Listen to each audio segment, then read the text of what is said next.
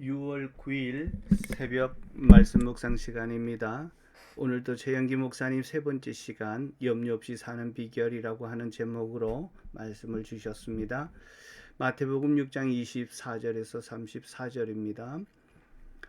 인생을 파괴하는 것이 염려와 근심입니다. 염려에 찌든 사람을 보면 시들은 꽃과 같습니다. 염려에 시달리는 사람을 보면 실성한 사람과 같습니다. 근심하는 사람은 뼈를 마르게 합니다. 성경은 항상 기뻐하라고 합니다.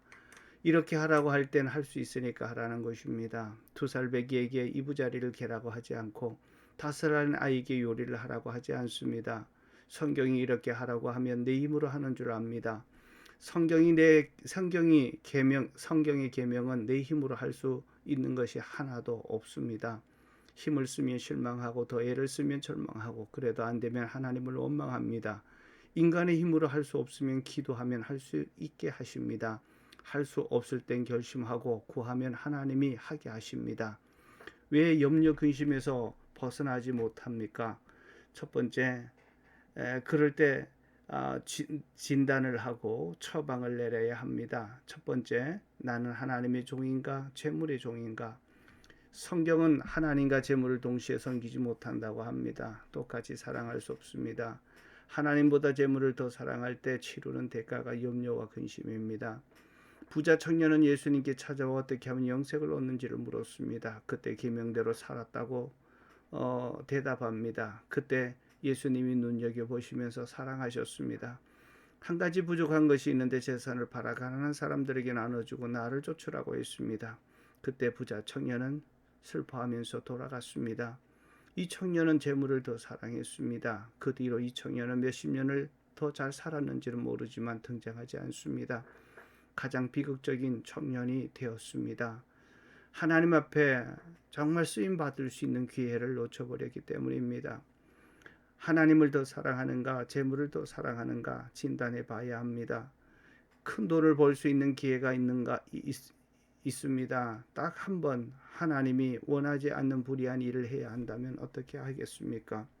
불의한 일을 하지 않겠다고 하면 하나님을 사랑하는 것이고 눈 한 번 딱 감고 저지르고 회개하면 되지 않겠나라고 한다면 재물을 더 사랑하는 것입니다. 재물보다 하나님을 더 사랑하면 하나님의 뜻 안에서 하겠다고 결심하면 됩니다. 그러면 평안이 옵니다. 갈등이 사라집니다. 두 마음을 품어서 염려와 불안이 있는 것입니다. 염려와 불안이 있어도 돈 시컷 벌어보겠다고 하지 말아야 합니다. 돈 버는 것이 수단인데 목적이 되지 말아야 합니다. 돈이 목적이 되면 삶의 질이 떨어지기 때문입니다. 두 번째, 나는 하나님을 신뢰하는가 불신하는가? 주님은 염려하고 근심하는 것은 믿음이 적다고 한탄하십니다. 염려하는 것은 불신입니다.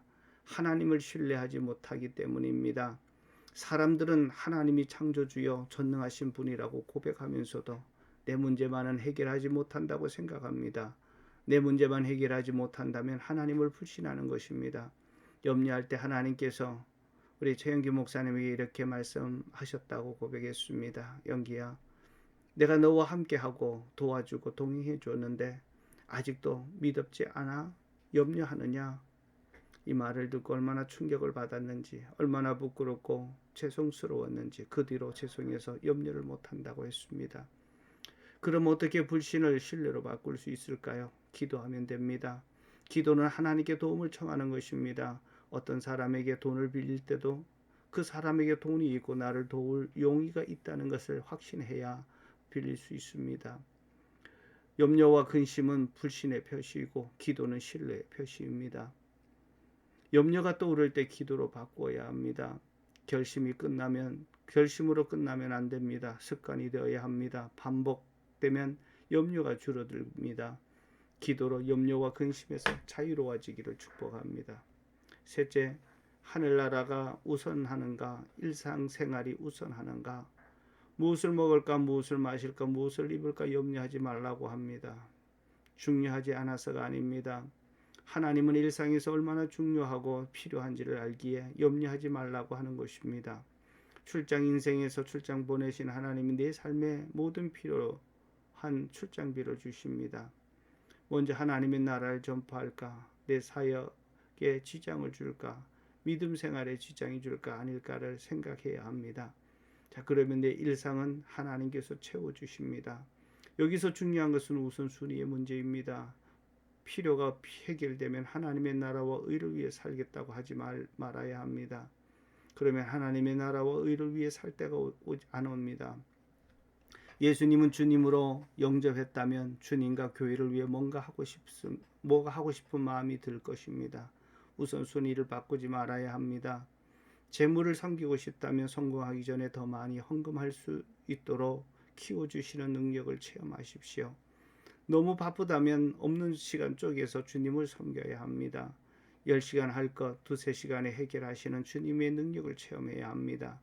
건강이 못 미친다면 몸으로 섬기는 일을 선택하십시오. 하나님이 소원 주실 때 기다리지 말고 순종하십시오. 여건이 마련되기를 기다리지 말고 여건을 마련해 주시는 주님의 능력을 체험하고 누려야 합니다. 네 번째, 나는 오늘을 염려하는가, 내일을 염려하는가? 내일 일을 염려하지 말라. 지난 과거도 후회도 돌이키지 않습니다. 주님을 섬긴다는 것은 내일 대기업 총수를 위해 일하는 것과도 비교가 안 되는 큰 특권입니다. 우리의 섬김의 주인 되신 주님은 만왕의 왕이시요 창조주 하나님이시고 전능하신 분이십니다. 하늘과 땅의 모든 권세를 가지신 분이십니다. 주님의 일을 항상 주어지지 않습니다. 내일로 미루지 말고, 다음으로 미루지 말고, 내년으로 미루지 말아야 합니다. 감동할 때 최선을 다하십시오. 하루하루 사는 것을 당연하게 생각하지 마십시오. 주신 축복 즐기면서 살아야 합니다. 내게 주신 것 당연하니 축복받고도 누리지 못합니다. 오늘 주신 축복 오늘 즐기며 살아야 합니다. 하루하루 사는 법을 배우십시오. 부부가 항상 내 옆에 있는 것이 아닙니다. 있을 때 남편 아내를 누리십시오. 부모를 모시고 있다면 부모를 누리십시오. 자녀들이 이쁠 때 누리십시오. 이쁘지 않을 때도 옵니다. 하나님의 축복을 당연한 것으로 여기지 말고 즐기며 사십시오. 하나님을 가장 중요하고 올바른 순위를 가지고 하루하루 살면 잘 살게 됩니다. 염려와 근심에서 자유하고 축복을 누리는 삶을 삽니다. 염려가 오면 의도적으로 단절하고 오늘에 집중해야 합니다. 내가 해야 할 일이 무엇인가 집중하고 주신 축복을 누리십시오. 염려와 근심에서 자유로워질 것입니다. 아멘.